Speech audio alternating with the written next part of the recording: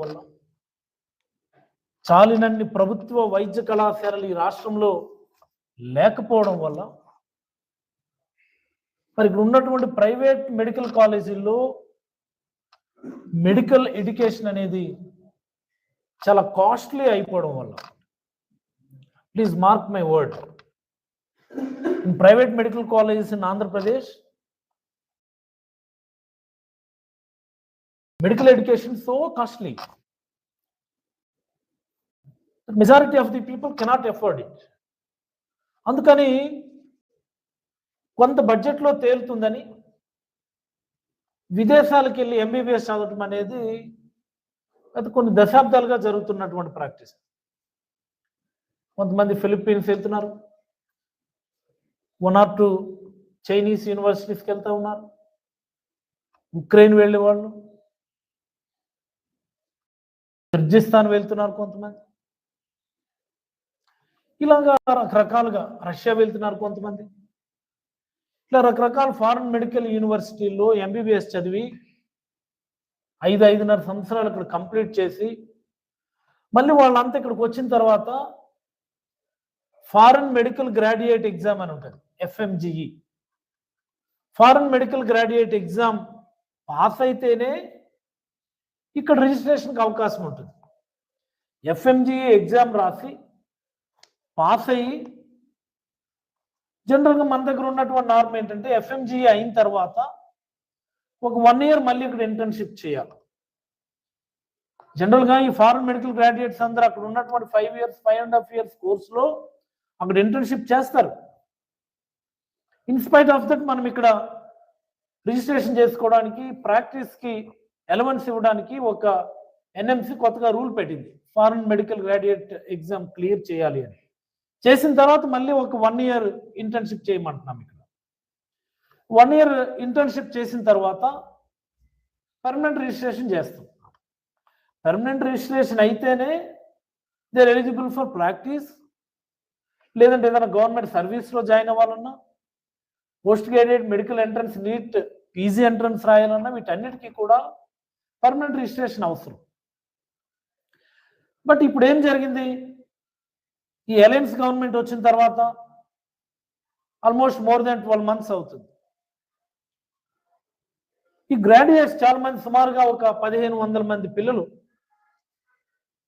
Various foreign medical యూనివర్సిటీస్లో MBBS పూర్తి చేసుకొని FMGE clear out చేసుకొని 1 year ఇంటర్న్షిప్ పూర్తి చేసుకున్నా సరే వాళ్ళకి రిజిస్ట్రేషన్ చేయటంలా. ఎందుకు చేయడం లేదు అంటే ఒకటి చెప్తున్నారు, మీరు కోవిడ్ టైంలో ఆన్లైన్ క్లాసెస్కి వెళ్ళారు, అందుకని మీరు ఇంకొక అదనంగా 1 year చేయాలి అని. వరల్డ్ వైడ్ అలాగే చదివారు కదా, అక్రాస్ ది వరల్డ్ అలాగే చదివారు, ఇక్కడే కాదు, మన రాష్ట్రంలో కూడా అలాగే చదివారు, మన దేశంలో కూడా అలాగే చదివారు, ప్రపంచం మొత్తం అలాగే చదివారు. వీళ్ళొక్కటే కాదు, కొంతమంది విద్యార్థులు ఈ ఆన్లైన్ క్లాసెస్ చదివినటువంటి వాళ్ళు కూడా కాంపెన్సేటరీ క్లాసెస్ మళ్ళీ ఎడిషనల్గా అక్కడ వెళ్ళినారు. మళ్ళీ అయినా సరే వాళ్ళకు కూడా రిజిస్ట్రేషన్ చేయటంలో, FMGE క్లియరెన్స్ అయిపోయి 1 year ఇంటర్న్షిప్ అయిపోయిన తర్వాత కూడా రిజిస్ట్రేషన్ చేయటం లేదు. ఇలాగా 2 బ్యాచ్లకి ఇప్పటి వరకు పెండింగ్ పెట్టున్నారు. 2 బ్యాచ్లు పెండింగ్ పెట్టి రిజిస్ట్రేషన్ చేయడానికి ఏపీ మెడికల్ కౌన్సిల్కి చైర్మన్ ఉండాలా, మరి గవర్నమెంట్ సైడ్ నుంచి రిజిస్ట్రార్ ఉంటాడు, వాళ్ళు ఈ కార్యక్రమాన్ని చేయాలి. అడిగి అడిగి అడిగి అడిగి గొడవ చేస్తే మొన్న ఎప్పుడో APMCకి చైర్మన్ వేశారు. మొన్న చైర్మన్ సరే ఇదేదో చూడండి అని చెప్పి పంపిస్తే గవర్నమెంట్ స్థాయిలో మంత్రి కానీ APMC రిజిస్ట్రార్ కానీ ఫైల్ పెండింగ్ పెట్టినారు 12 months నుంచి. ఇదేం పద్ధతి? ఇది నాకు అర్థమవుతుంది. ఇదేం పద్ధతి ఇది? ఇదేనా మొదటిసారి ఫారెన్ మెడికల్ గ్రాడ్యుయేట్స్ మన దగ్గర రిజిస్ట్రేషన్ చేసుకోవడం? This is not the first time, it's a quite usual practice. ఎందుకంటే ఇక్కడ మనకి అవసరమైన మెడికల్ సీట్స్ లేవు కాబట్టి. ప్రైవేట్ మెడికల్ కాలేజీలో చదువుకోవడం ఎఫర్ట్ చేసుకోలేరు కాబట్టి ఫారెన్ చదువుకొని వస్తున్నారు. మరి వాళ్ళకి నెసెసరీ ట్రైనింగ్ ఉందో లేదని చెప్పి మనం ఇక్కడ ఇంటర్న్షిప్ 1 year చేయిస్తున్నాం. మనం రీసెర్చ్ చేయడానికి పోయికలం నాకు అర్థం కాదు. గవర్నమెంట్ అలా గట్టి పెట్టున్నది, ఎవరిని అడగాలో వాళ్ళకి తెలియదు. ధర్నా కూర్చున్నారు వాళ్ళు గత 36 గంటలుగా. 36 గంటలుగా ధర్నా కూర్చుంటే ప్రభుత్వం వెళ్ళి మాట్లాడాల్సింది పోయి, సమస్యని పరిష్కారం దిశగా అడుగులు వేయాల్సింది పోయి, సమ్మె చేస్తున్నటువంటి వైద్య విద్యార్థుల మీద పోలీసులు దాడులు చేసి బలవంతంగా పోలీస్ జీపులు ఎక్కించి ఏదో దొమ్మీలు దోపిడీలు చేసే వాళ్ళ మాదిరి, దౌర్జన్యాలు హత్యలు మానభంగాలు చేసే వాళ్ళ మాదిరి ఇష్టానుసారం కొట్టి పోలీస్ జీప్ ఎక్కించుకొని తీసుకెళ్ళిపోయి అరెస్టులు చేస్తారు. అందరికీ ఎటుపోతున్నాం మనం? ఈ ప్రభుత్వ పరిపాలన ఎటువైపు తీసుకెళ్తుంది మనల్ని? మేము గత కొన్ని నెలలుగా చెప్తున్నాం, మేము అదే చెప్తున్నాం. మేము ఈ రాష్ట్రంలో అప్రకటిత ఎమర్జెన్సీ అమలవుతుంది. హక్కుల కోసం ఎవ్వరు కూడా గొంతెత్తి అడిగే పరిస్థితి లేకుండా చేస్తున్నారు. ఎవరైనా సరే వాళ్ళ హక్కుల కోసం ధర్నాలు చేస్తే వెంటనే అరెస్ట్ చేసి జైల్లో పెట్టేసే పరిస్థితి తీసుకొచ్చారు.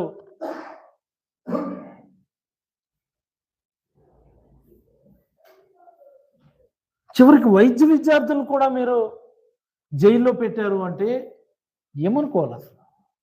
అది కూడా డాక్టర్స్ డే నాడు. మీ అందరికీ ఒక గమ్మత్తు చెప్పాలి. ఒక వారం రోజుల క్రితం తెలంగాణలో జూనియర్ డాక్టర్స్ అందరూ కూడా స్ట్రైక్ చేశారు. మాకు స్టైపెండ్లు పెంచండి అని స్ట్రైక్ చేస్తే, వాళ్ళ ఉదయం స్ట్రైక్ కూర్చుంటే సాయంత్రం కల్లా ప్రభుత్వాలతో మాట్లాడి సమస్య పరిష్కరించి స్టైపెండ్స్ పెంచుతామని చెప్పింది. ఇదేమి చంద్రబాబు నాయుడు గారు కొత్త కాదు. ఇది ప్రభుత్వం అంటే ఒకసారి గతంలో కూడా చంద్రబాబు గారు ఇలాంటిది ఒక నిర్ణయం తీసుకుంటే 45 రోజులు మేము స్ట్రైక్ చేసాం. ఆ రోజు కూడా మా మీద పోలీసులు బలప్రయోగం చేశారు. 2004లో 2003, 2004, 2004, 2003 అన్నారు. 2003 సెప్టెంబర్, అక్టోబర్ టైంలో ఎంబీబీఎస్ అయిన వెంటనే 5 సంవత్సరాలు కంపల్సరీ రూరల్ ప్రాక్టీస్ చేయాలి, కంపల్సరీ 5 years రూరల్ సర్వీస్ చేయాలని చంద్రబాబు నాయుడు గారు ఒక రూల్ పెట్టారు. ఎక్కడ ఉందండి ఇది ప్రపంచంలో? నాకు అర్థం కాదు.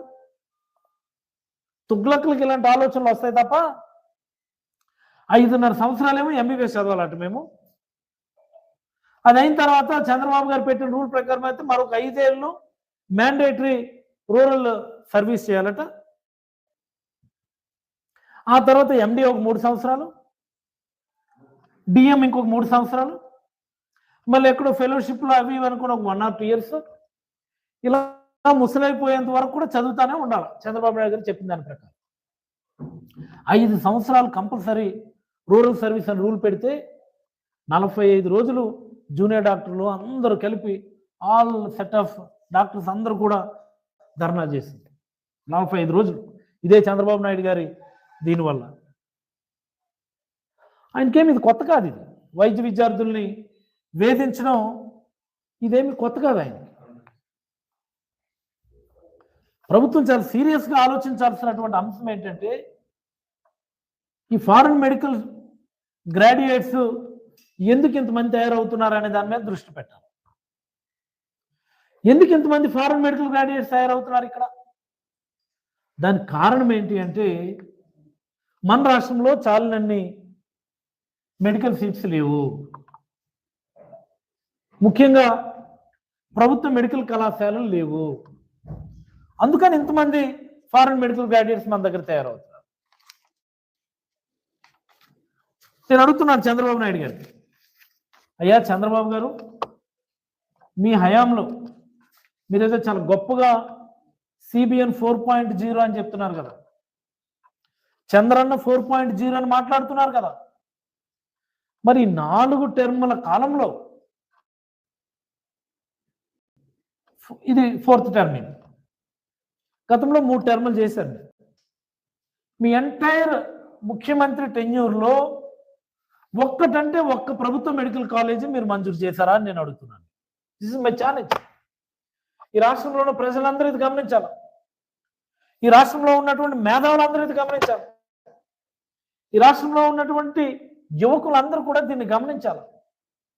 చంద్రబాబు గారి ఎంటైర్ ముఖ్యమంత్రి కెరియర్లో ఒక్కటంటే ఒక్క గవర్నమెంట్ మెడికల్ కాలేజీని ఆయన ఈ రాష్ట్రానికి తీసుకొని రాలేదని ఈ సందర్భంగా ప్రజలందరికీ మనవి చేస్తున్నాను. రాజశేఖర రెడ్డి గారు వచ్చినప్పుడు ఇచ్చారు గవర్నమెంట్ మెడికల్ కాలేజ్. రిమ్స్ పేరిట RIMS Srikakulam, RIMS Ongole, RIMS Kadapa, RIMS I think Mahabub Nagar, ఇంకొకటి అక్కడ తెలంగాణకి వెళ్ళింది. 4 ప్రభుత్వ మెడికల్ కాలేజీలు రాజశేఖర రెడ్డి గారి 5 ఏళ్ళలో వచ్చినాయి. మనం కేవలం 5 ఏళ్ళే కదా రాజశేఖర రెడ్డి గారు. 2వ టర్మ్ అంటే వెరీ బ్రీఫ్ పీరియడ్.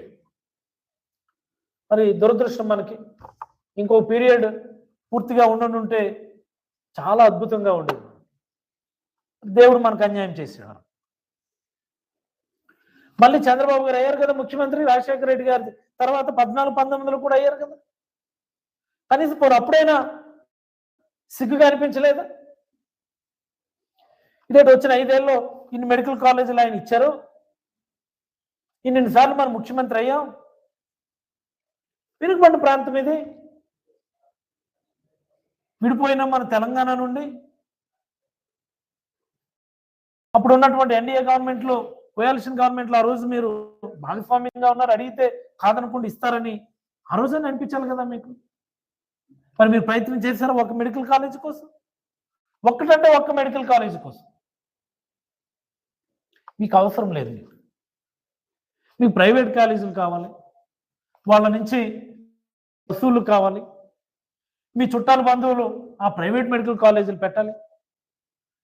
ఈ రాష్ట్రంలో ప్రజలందరూ కూడా మీ వాళ్ళ దగ్గర జాగీర్లుగా ఉండాలి. ఇది మీ ఆలోచన.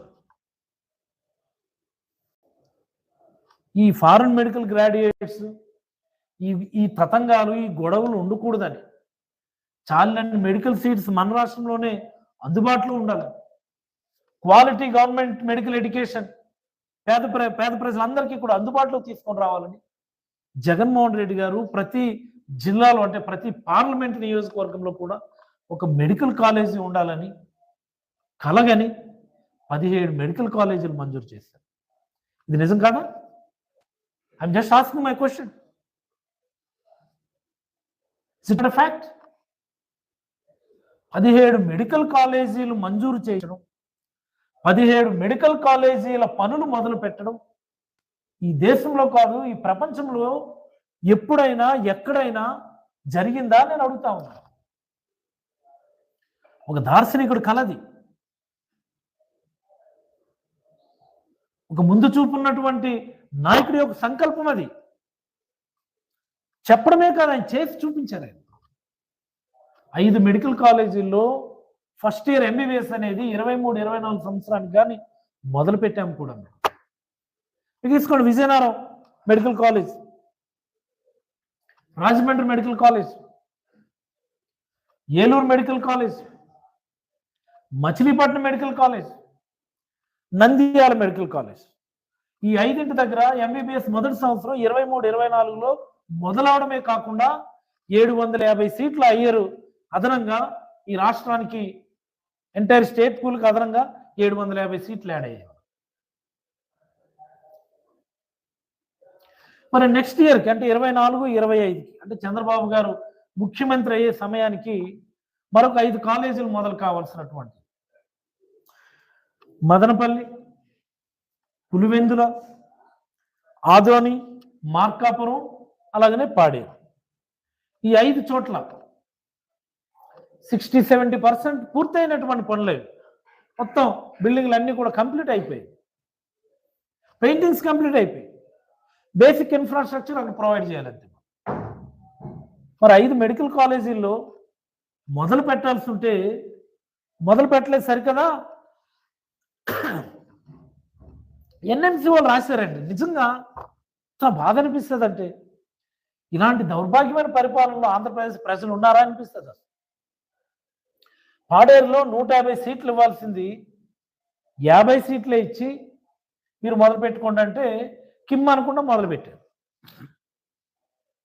పులివెందులకి మీరు ఎన్ఓసి ఇస్తే మేము 50 సీట్లు ఇస్తాము, మొదలు పెట్టుకోవచ్చు అంటే మా కొద్ది మెడికల్ సీట్లు అని చెప్పి లెటర్ పెట్టినటువంటి ఘనత చంద్రబాబు నాయుడు.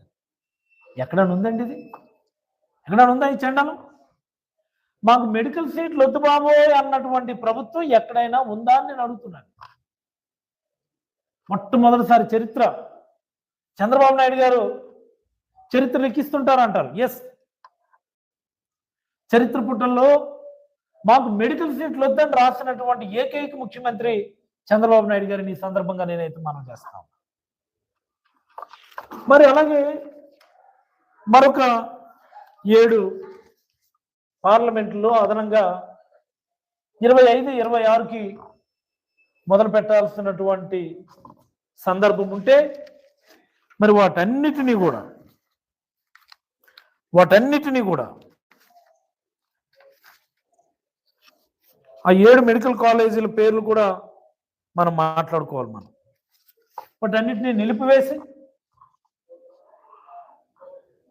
మరి మేము చేయలేము, మా దగ్గర డబ్బులు లేవు అంటారు.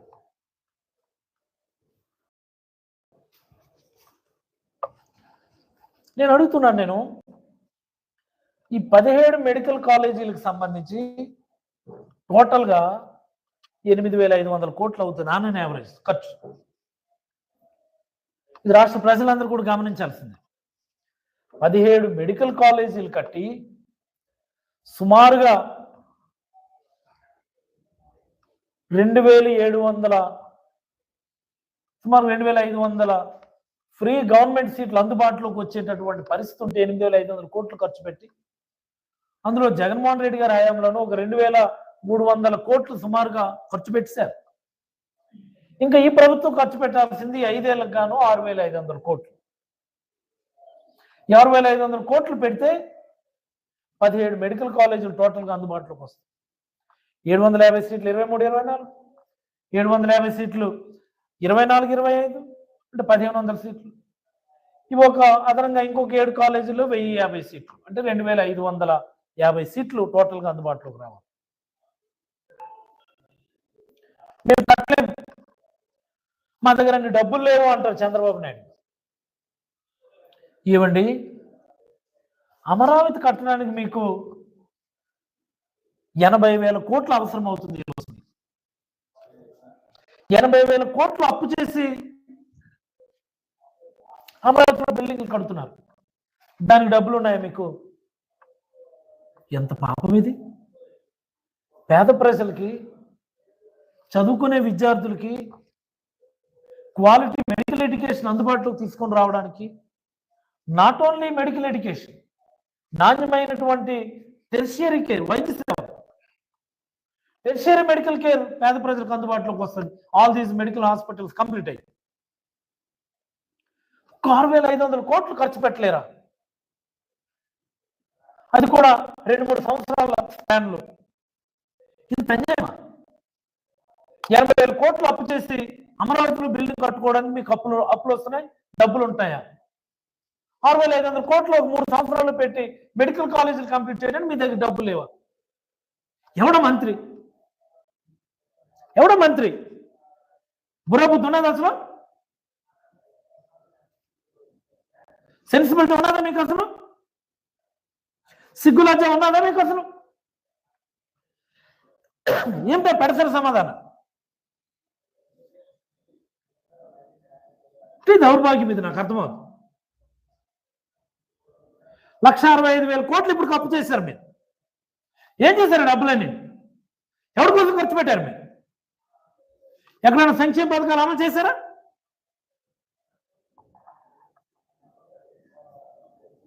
మా పిల్లలకి మెడికల్ ఎడ్యుకేషన్ కోసం, మా ప్రజలకి టెర్షియరీ కేర్ కోసం శాశ్వతంగా ఉండేటటువంటి వ్యవస్థ ఇది. దానికోసం 6,500 కోట్లు మీరు ఖర్చు పెట్టలేరా? మీరు తీసుకొని రండి అప్పులు. ఎవడు ఆపుతున్నాడు మీకు తీసుకొని రావద్దని?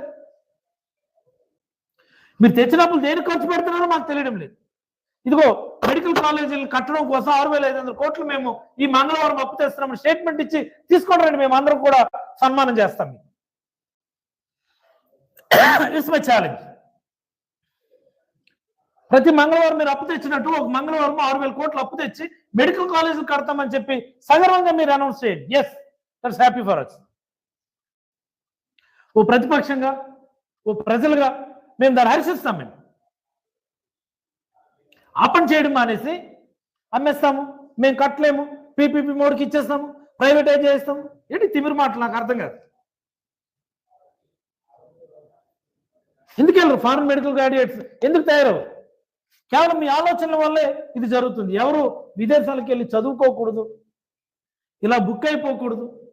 మన దగ్గర మెడికల్ సీట్స్ మనం అందుబాటులోకి తెచ్చుకుంటే మంచిది కదా, టెర్షియరీ కేర్ ప్రజలకు అందుతుంది కదా అన్నటువంటి ఒక లాంగ్ విజన్తో జగన్మోహన్ రెడ్డి గారు అన్ని మెడికల్ కాలేజీలు తీసుకొస్తే మీరేమో వాటన్నిటిని ఆపేసి ప్రైవేటైజ్ చేసేస్తామని చెప్పి ఇష్టానుసారం మాట్లాడతారా?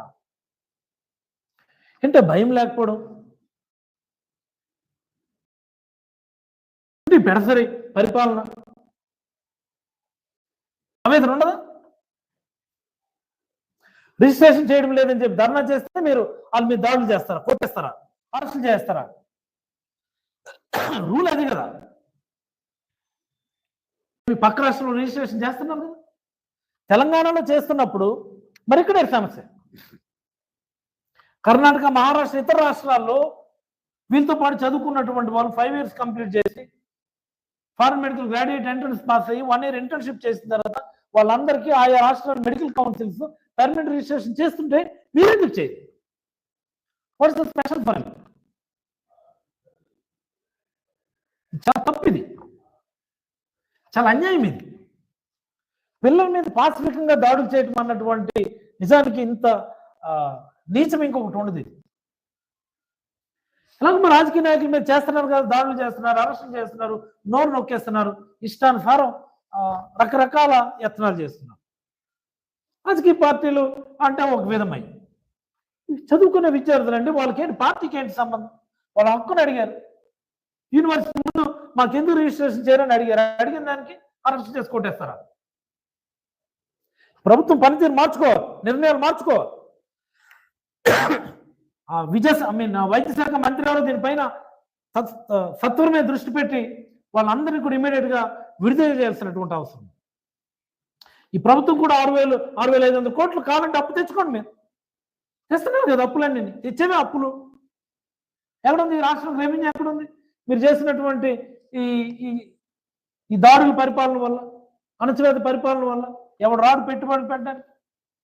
రెవెన్యూ రావడం లేదు.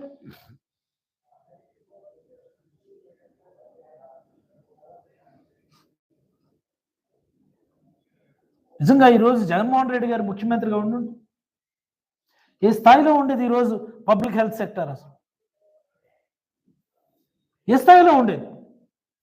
ప్రతి పార్లమెంట్లో మెడికల్ కాలేజ్ తయారైపోయింది.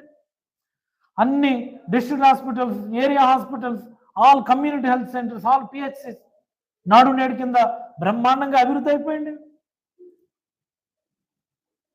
విలేజ్ హెల్త్ క్లినిక్స్ అందుబాటులోకి తీసుకొచ్చాం. ఎక్కడన్నా ఇప్పుడు పని జరుగుతుందా? ఫ్యామిలీ ఫిజిషియన్ కాన్సెప్ట్ అందుబాటులో ఉందా? ఆరోగ్యశ్రీ ఏమవుతుంది? ఎవరన్నా ఆలోచిస్తున్నాడా? ఆరోగ్యశ్రీ కింద ట్రీట్మెంట్లు అవుతున్నాయి. 3,600 కోట్ల వాళ్ళకి బకాయిలు పెట్టున్నారు. ఈ రాష్ట్రం రెవెన్యూ మొత్తం తీసుకెళ్లి అమరావతిలో డంప్ చేసుకున్నారు. ఒక ఎయిర్పోర్ట్ కట్టాలట, ఓ స్పోర్ట్స్ సిటీ కట్టాలట, 44,000 ఎకరాల భూములు కావాలట, కూలింగ్ చేస్తారట. ఏంటి పరిపాలన ఇది? అక్కడేమో ఆల్రెడీ ఎయిర్పోర్ట్ ఉంది, సుమారుగా 1,500-1,600 ఎకరాల్లో ఎయిర్పోర్ట్ ఉంది. అది మొన్ననే దాన్ని ఇంటర్నేషనల్ ఎయిర్పోర్ట్గా అప్గ్రేడ్ చేసి బ్రహ్మాండంగా న్యూ ఫెసిలిటీస్ అన్ని కూడా గంగవరం ఎయిర్పోర్ట్ ఇప్పుడు అందుబాటులోకి వచ్చే టైంలో అక్కడి నుంచి 30 కిలోమీటర్ల దూరంలో ఉన్న అమరావతిలో ఎయిర్పోర్ట్ కావాలి చంద్రబాబు నాయుడు. ఏమంటే చంద్రబాబు నాయుడు గారి ఇంటి నుంచి ఇలా బయటికి రాగానే డైరెక్ట్ ఫ్లైట్ ఎక్కిపోలే తప్ప మళ్ళీ హెలికాప్టర్ వెళ్ళాలి, కార్ల మీద వెళ్ళాలి ఉండకూడదట. ఇది ఆయన ఆలోచన. మరి ఈ ఎయిర్పోర్ట్ వేస్ట్ కాదా? 1000 కోట్లు 2000 కోట్లు వేస్ట్ కాదా? ఎగ్జిస్టింగ్ సెక్రటేరియట్ అసెంబ్లీ 1000 కోట్లతో కట్టారు, ఇప్పుడు కొత్త కడుతున్నారు, ఆ 1000 కోట్లు వేస్ట్ కాదా? ఎగ్జిస్టింగ్ హైకోర్టు ఒక 500 కోట్లతో కట్టారు, 400-500 కోట్లతో కట్టారు, మళ్ళీ కడుతున్నారు, అది వేస్ట్ కాదా? అవేవి చంద్రబాబు గారి దృష్టిలో వేస్ట్ కాదు. ఎన్ని వేల కోట్లైన అప్పులు తెచ్చి అమరావతి కట్టుకుంటాం, మెడికల్ కాలేజీలు కట్టడానికి మాత్రం మా దగ్గర డబ్బులు లేవు, ఆ ఒక్కటి మాత్రం మీరు అడుగు. ప్రైవేట్కి ఇచ్చేస్తాం, వాళ్ళు తిప్పలాలు పడతారు. ఇలాంటి తుగ్లక్ పరిపాలనలో ఈరోజు ఉన్నామనే విషయం ప్రజలందరూ గమనించాలని, ఈ ప్రభుత్వానికి అయితే కౌంట్ డౌన్ మొదలైందని ఈ సందర్భంగా మనం చేసుకుంటున్నాం. ఎందుకు ఈ మాట చెప్తున్నానంటే, ఈరోజు వాళ్ళు ఏదో సుపరిపాలన అడుగు ఏదో పెట్టారు, ఎక్కడైనా స్పందన ఉన్నదా? ఎక్కడైనా వాళ్ళ ఎమ్మెల్యేలు ప్రజలకి వెళ్ళి మౌనం చూపించుకునే పరిస్థితి ఉన్నదా? ఈరోజు అయిపోయింది పూర్తిగా. గ్రామాల్లో ప్రజల్లో కూడా చైతన్యం వచ్చింది, ఆల్రెడీ చైతన్యం వచ్చేసింది.